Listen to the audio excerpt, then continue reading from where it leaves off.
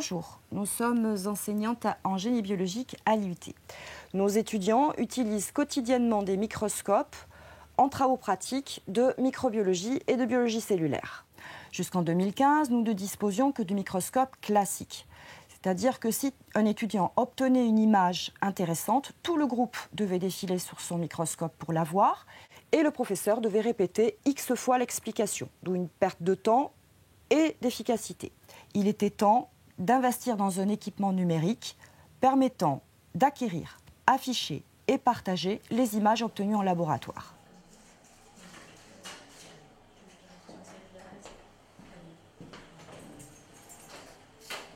Nous sommes en salle de travaux pratiques. Donc, c'est une salle où les étudiants cultivent des cellules animales. C'est une partie de manipulation qu'ils font à l'IUT.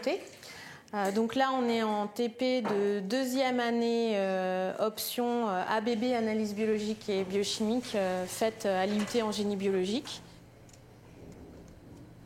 Et nos étudiants sont en train, en fait, de préparer des cultures de cellules animales, de petites cellules de hamster. C'est une lignée cellulaire, donc ils vont faire pousser leurs cellules dans des petites flasques, des petites boîtes de culture qu'on pourra après observer grâce au matériel de microscopie qu'on a acquis en 2015 avec le projet InnoBio. C'est bon, c'est réglé. Alors, on va voir ce que tu vois. Ok. On va pouvoir passer sur la caméra. Donc on distingue deux types de cellules. Les cellules grisées qui sont bâtonnées, qui sont elles attachées dans le fond de la boîte. Et puis on a des cellules qui sont très rondes et très lumineuses.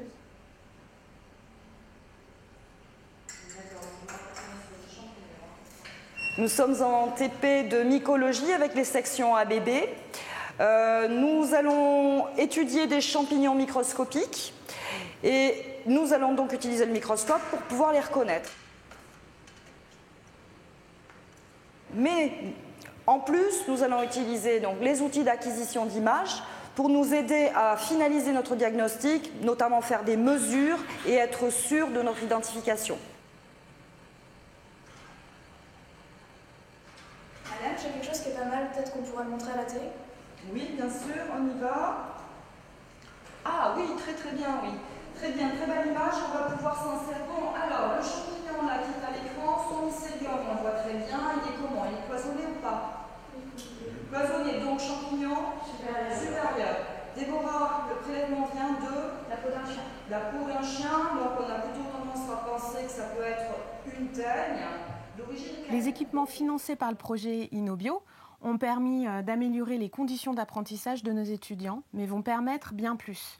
Avec leurs images, ils alimentent une banque de données pédagogiques qui sera bientôt accessible à tous. En faisant ce travail, ils apprennent à manipuler des fichiers numériques dans un souci de traçabilité et de qualité qui est aujourd'hui attendu dans le milieu professionnel par les recruteurs.